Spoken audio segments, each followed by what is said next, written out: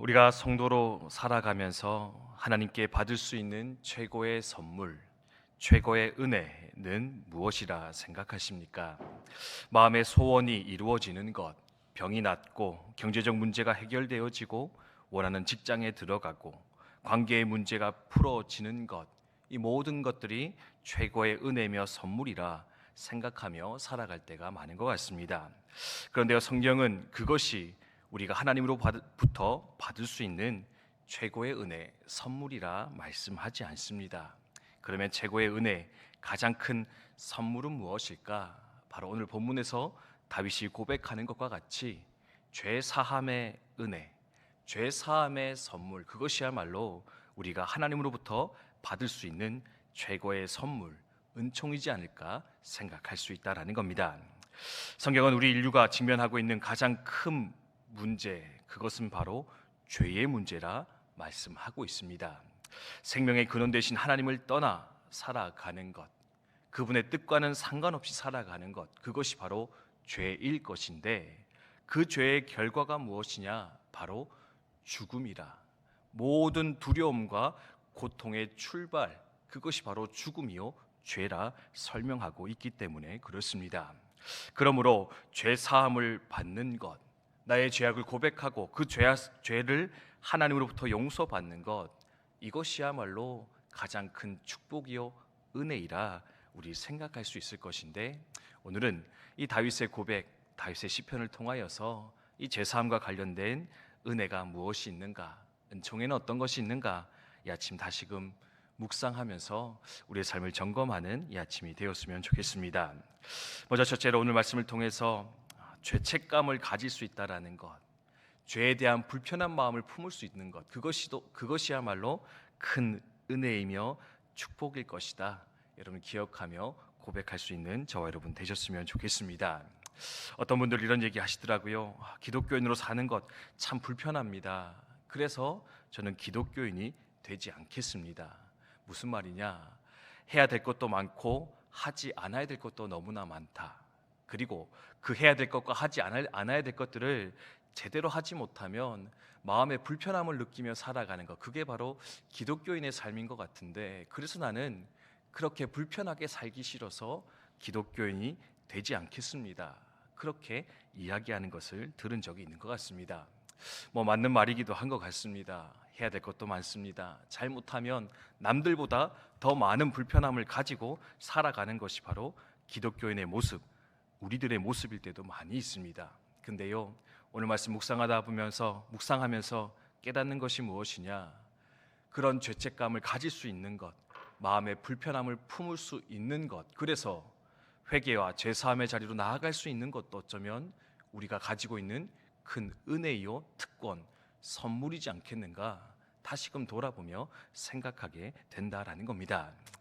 예전에 모시고 있던 선배 목사님이 이런 얘기 하시더라고요.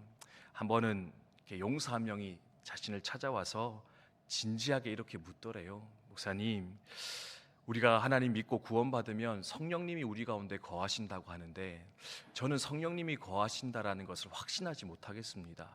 저는 구원받은지 모르겠습니다. 이제 고민하면서 신앙 상담을 하러 찾아왔던 겁니다. 그랬더니 목사님이 이렇게 말씀해 주었대요. 성령이 우리 가운데 거하신다는 증거, 그것이 무엇이냐? 여러 가지가 있겠지만 가장 중요한 게 뭐냐면, 야, 너 하나님 뜻대로 살지 못했을 때 마음이 어떠해? 성경대로 살지 못하면 어떤 마음이 들어? 목사님, 마음이 불편합니다. 어렵습니다. 그래? 그렇다면 성령이 너 안에 거하신다는 증거야. 그게 바로 하나님이 너와 함께 하신다는 증거야. 왜? 하나님이 함께 하시면 하나님 뜻대로 살지 못하니까 마음에 불편함이 일어나는 겁니다. 근데요, 하나님 없이 살아가면 어떻게 해야 되느냐? 이것이 죄인지도 모르고, 그리고 그 죄로 말미암는 불편함도 우리 가운데 일어나지 않을 것인데, 그러므로 성령이 함께 하신다는 증거, 내 안의 죄책감, 죄로 인한 마음의 불편함, 그것이 바로 하나님의 임재의 증거요, 또한 그것이 또 다른 은혜일 수 있겠다 생각하게 된다라는 겁니다. 요즘 꼬꼬무라고 하는 다큐멘터리가 있는데, 시간 날 때마다 한 번씩 보게 되는 것 같습니다.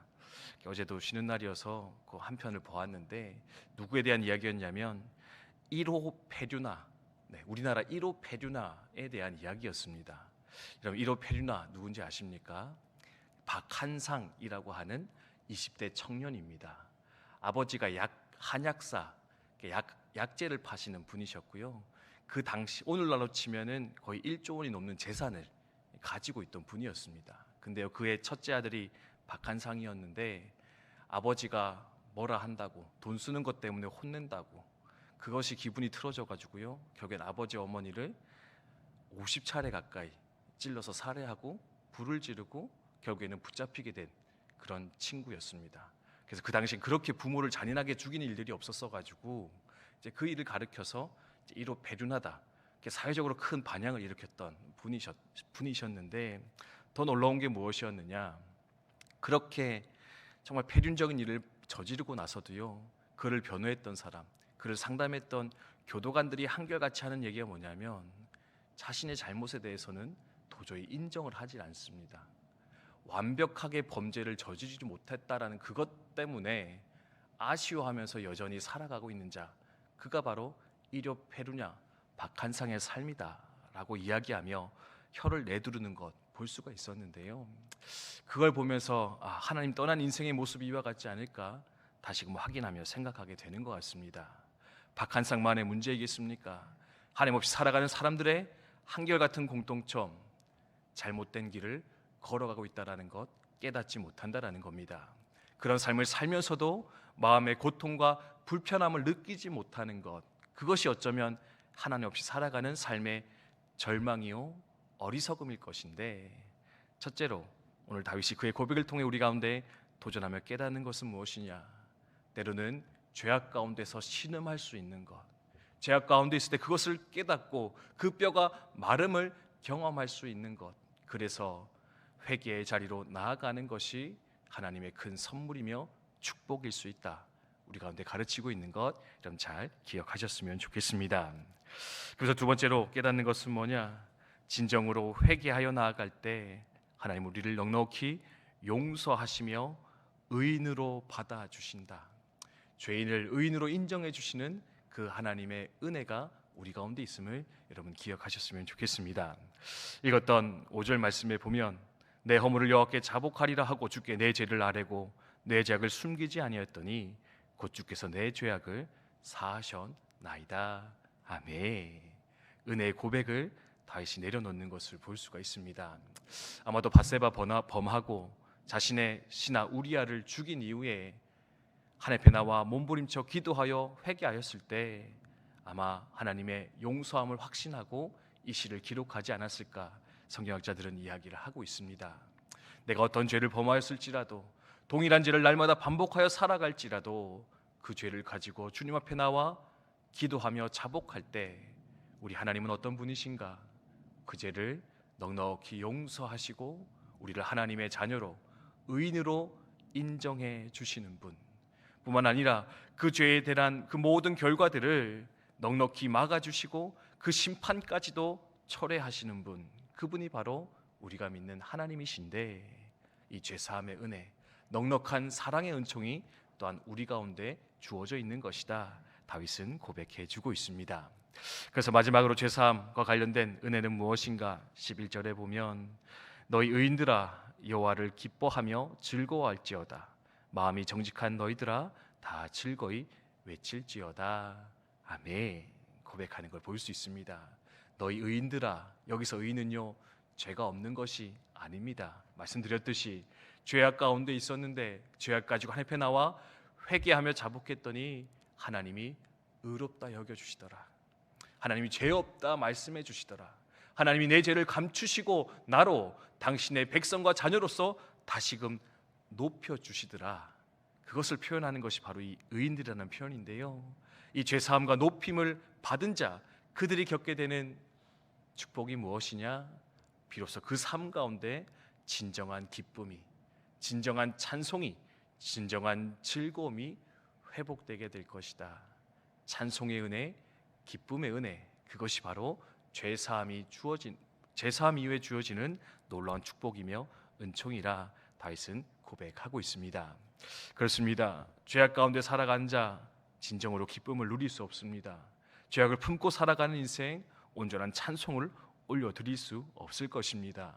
그러므로 죄악 가운데 있을 때 내 죄를 자복하며 회개하여 돌이켜 하나님의 죄 사함을 받는 자들만이 이 기쁨의 즐거움 가운데 참여할 수 있을 것인데, 이 기쁨을, 이 즐거움을 소망하면서 오늘도 회개의 자리, 또 돌이킴의 자리, 회복의 자리로 들어가기를 힘쓰는 저 여러분 되셨으면 좋겠습니다.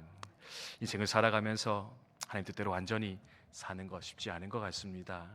그럴 때마다 좌절하고 또 실망하고 가슴 아파 살아갈 때도 많이 있는데, 그런 우리를 넉넉히 사랑하시고 용서하시며 지금도 기다리고 계시는 그 하나님을 또한 늘 바라보면서 신뢰하면서 하나님께 나가기를 힘쓰는 우리 모두 되시기를, 이 하루 되시기를 주님의 이름으로 축원드립니다.